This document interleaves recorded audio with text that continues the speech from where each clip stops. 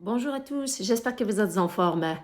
Si jamais vous avez envie d'une quiche mais vous n'avez pas le temps de préparer la pâte ou vous ne voulez pas utiliser la pâte commerciale, voici une recette de quiche santé économique avec des ingrédients simples, aux épinards, aux tomates et quelques autres ingrédients. C'est un délice. Commençons par la préparation des épinards. Dans une poêle sur un feu moyen, j'ai mis environ 2 cuillères à soupe d'huile végétale. J'ai pris 2 bottes d'épinards frais que j'ai bien nettoyés, rincés, puis coupés en morceaux. Je les jette dans la poêle et je les fais cuire seuls jusqu'à ce qu'ils se ramollissent. Pendant ce temps, c'est sûr qu'il faut les mélanger pour que les épinards soient cuits dans tous les côtés. Par la suite, j'ai pris 4 gousses d'ail que j'ai râpées.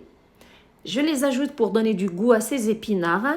Et pour plus de goût, je leur ajoute un peu de sel et de poivre, mais pas trop de sel car je vais ajouter d'autres ingrédients salés au mélange.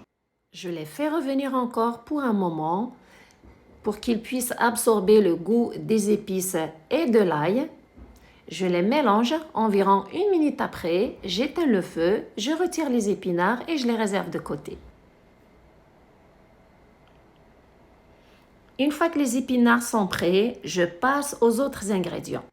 250 ml de lait 1%, vous pouvez utiliser un autre lait de votre choix, quand vous pouvez utiliser de la crème 5%, une cuillère à thé de moutarde, 4 œufs, 150 g de fromage, 2 tomates moyennes et quelques tomates cerises. Je commence par casser les 4 œufs dans un récipient pour les travailler avant d'ajouter les autres ingrédients. Je leur ajoute un peu de sel et de poivre et je les travaille, question de bien les défaire. Si jamais vous aimez la recette, merci de la liker, de la partager et je vous invite à vous abonner si ce n'est pas déjà fait. Une fois que les œufs sont bien mélangés entre eux, j'ajoute le lait de façon progressive avec des petites quantités pour qu'il soit bien incorporé avec les œufs. Par la suite, je procède à l'ajout des autres ingrédients. Je commence par la moutarde qui ajoute un goût subtil à cette quiche. Je la mélange aussi. Puis c'est le moment d'ajouter les épinards cuits qui sont savoureux. Je ne sais pas vous, mais moi j'adore les épinards et j'aime toutes les recettes qui sont faites à base d'épinards. Faites-moi savoir dans les commentaires si vous aussi vous aimez les épinards. Puis je prends une petite quantité du fromage râpé, je l'ajoute aussi.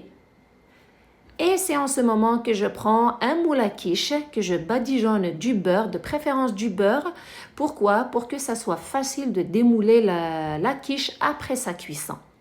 Je m'assure de l'étaler tout à l'intérieur, au fond et sur le contour à l'intérieur. Puis je verse le mélange des épinards avec les œufs. Et surtout s'assurer de bien répartir les épinards tout au fond à l'intérieur du moule à quiche. Puis, et c'est facultatif, j'ajoute quelques olives vertes. Si vous les aimez, vous les ajoutez, sinon c'est pas obligé. Je les place aussi à l'intérieur.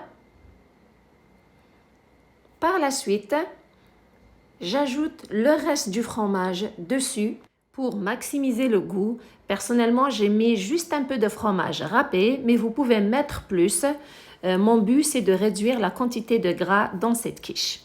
À la fin, je place les tomates en rondelles, les grandes et les petites. Vous les placez quand vous voulez.